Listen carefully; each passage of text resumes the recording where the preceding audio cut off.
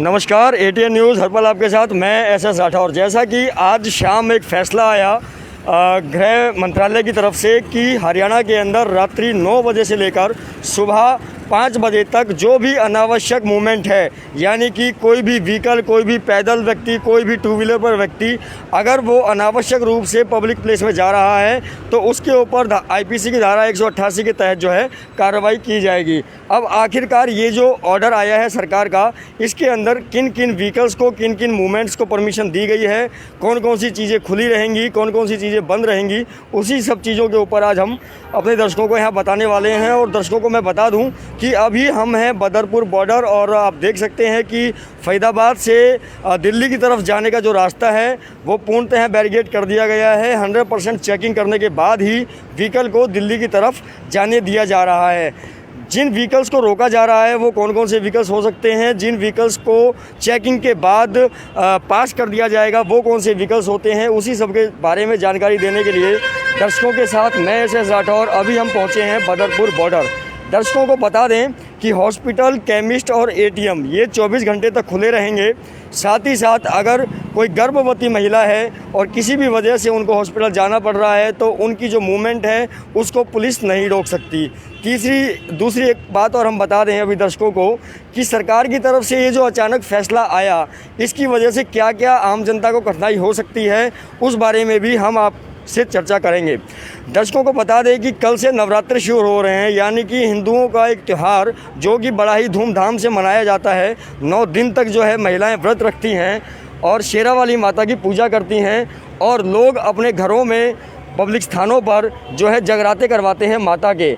तो कहीं ना कहीं जिन लोगों ने ऐसा कुछ सोच रखा था तो उनकी उम्मीदों पर पानी फिर चुका है, क्योंकि रात्रि 9 बजे के बाद इस प्रकार की कोई भी गतिविधि अब हरियाणा के अंदर जो है नहीं की जा सकती है। उसके ऊपर जब तक नया ऑर्डर नहीं आएगा तब तक के लिए पाबंदी लगा दी गई है। दूसरी एक और बात कि क्या सरकार को अचानक पता लगा कि उन्हें आज लॉकडाउन लगा देना चाहिए? क्या हरियाणा सरकार को इस बात को मद्देनज़र नहीं रखना चाहिए था कि उन्हें 2, 4, 5 दिन पहले आम जनता को एक शॉर्ट नोटिस दिया जाना चाहिए था, जिसमें ये बताया जाता कि जो भी आपके ज़रूरी कार्य हैं आने वाले 2, 4, 5, 10 दिनों में उनको आप निपटा लें इस तारीख से पहले, क्योंकि इस तारीख के बाद रात को 9 बजे से लेकर सुबह 5 बजे तक जो है अनावश्यक मूवमेंट के ऊपर जो है हर तरह से पाबंदी लगा दी जाएगी।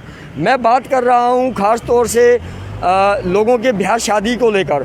लोगों ने शादी की डेट भी निकलवाई, टेंट वाले को बुक भी किया, हलवाई को भी बुक किया, बैंकेट हॉल भी बुक किया।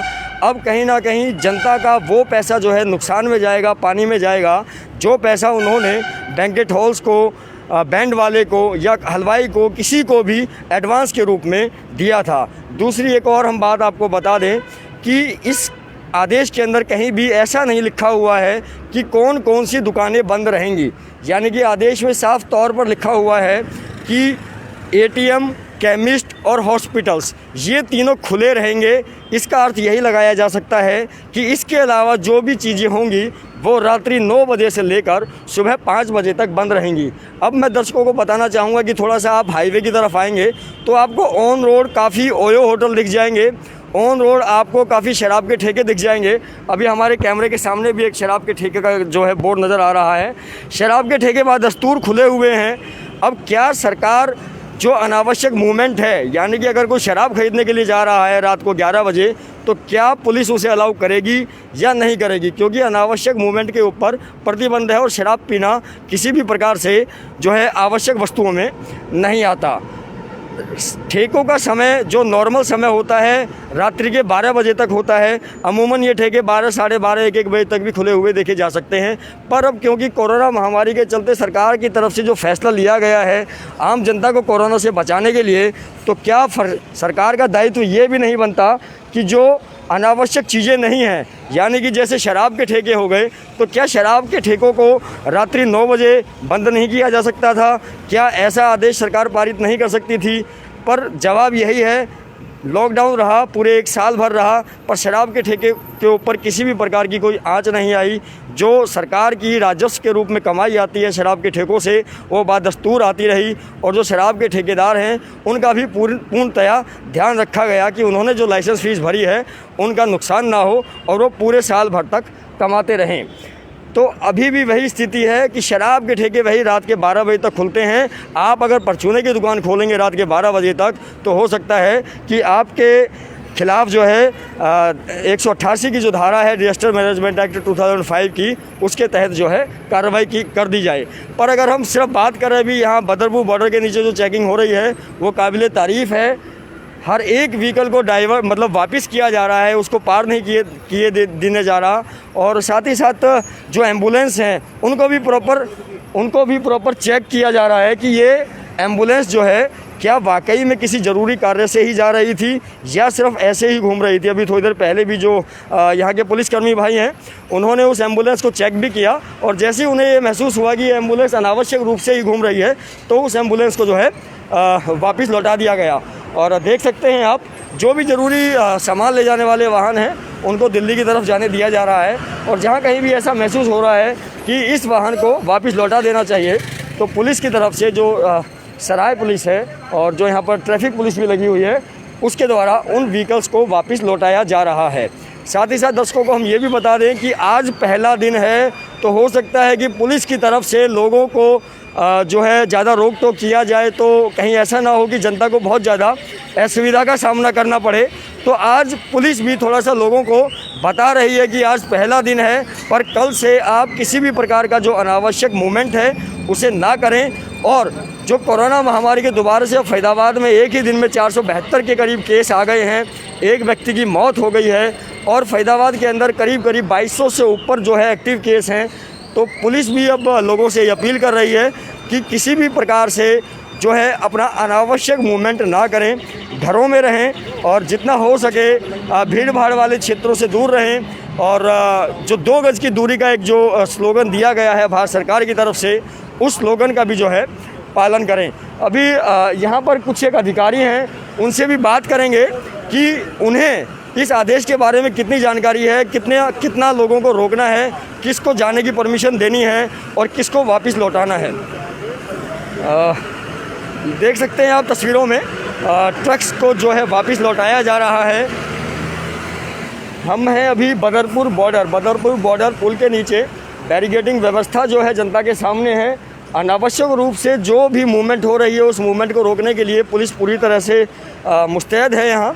और आने वाले समय में हो सकता है कि जो रात्रि का ये समय है नाइट कर्फ्यू का 9 बजे से लेकर सुबह 5 बजे तक का, उसके अंदर और भी ज़्यादा सख्ताई बरती जाए। जो यहाँ पर पुलिसकर्मी हैं उनसे भी कहेंगे कि वो लोगों को क्या अपील करेंगे, क्योंकि इनको भी बार बार लोगों को बताना पड़ता है कि नाइट कर्फ्यू लग चुका है, किसी भी प्रकार की अनावश्यक मूवमेंट ना करें। सर आपको लोगों को बार बार बताना पड़ रहा है, टीवी में भी आ रहा है, अखबार में भी आ रहा है, पर लोग हैं कि अनावश्यक मूवमेंट को करने से बाज नहीं आ रहे, तो क्या कुछ संदेश लोगों को देंगे? सर हम बार बार इनको समझाते हैं, भाई नाइट कर्फ्यू लग रहा है, हमारे यहाँ हरियाणा में लग गया है, लेकिन पब्लिक मानती नहीं है। हम इनको रिक्वेस्ट करते हैं, हमारे से ये गुथने को तैयार होते हैं। आपसे मैं एक चीज़ पूछना चाहूँगा कि सरकार की तरफ से जब कोई आदेश आता है जिसकी पालना आपको करनी होती है, उस आदेश के बारे में आपको पता होना चाहिए, तो थोड़ा सा बताएंगे दर्शकों की आदेश आया क्या है? ये आदेश हमारे सरकार की तरफ से आते हैं, भाई नाइट कर्फ्यू लग रहा है, अखबार में भी आए, टीवी में भी आए। कितने बजे से कितने बजे तक है? शाम 9 बजे से रात को सुबह 5 बजे तक का है ये। तो किन व्हीकल्स को परमिशन आप देते हैं जाने के लिए, क्रॉस करने के लिए, पास होने के लिए, और किन व्हीकल्स को आप रोकते हैं? हम परमिशन देते हैं जो खाने की खाद्य सामग्री लेकर आए, दूध हो, सब्जी हो, पानी का जा रहा है, सब्जी है, वो व्हीकल परमिशन है जाने की। अगर कोई शराब का ठेका खुला हुआ है तो वो 12 बजे तक भी खुल सकता है या 9 बजे तक बंद हो जाएगा? सर शराब की अभी इतनी मुझे नॉलेज नहीं है आज इसकी। दर्शकों को मैं पहले ही बता रहा था कि हमें संदेह इस चीज़ का था कि जब कोई आदेश आता है तो उस आदेश की पालना करवाने के लिए उस आदेश की जानकारी जो है पालना करवाने वाले जो प्रशासनिक अधिकारी होते हैं और जो कर्मचारी होते हैं उन्हें होनी चाहिए। तो कमिश्नर साहब से हमारी यह भी अपील है कि कर्फ्यू आज लग गया और कल इमरजेंसी बेसिस पर कैसे भी करके जो भी मुख्य अधिकारी हैं, जडडीओ हैं जो भी SHOs हैं उनके साथ एक मीटिंग की जाए और उन्हें इस बारे में पूर्णतः बताया जाए, ताकि जो आदेश आया है होम मिनिस्ट्री का उसकी पूर्णतः पालना करवाई जा सके। साथ ही साथ जो जनता है वो किसी भी वजह से इस नाइट कर्फ्यू की वजह से जो है परेशान ना हो पाए। आप देख सकते हैं लगातार जो व्हीकल्स हैं उनको वापस लौटाया जा रहा है। बदरपुर बॉर्डर सराय से सीधी तस्वीरें आप सभी के सामने ATN न्यूज़ के माध्यम से मैं SS राठौर, बदरपुर बॉर्डर।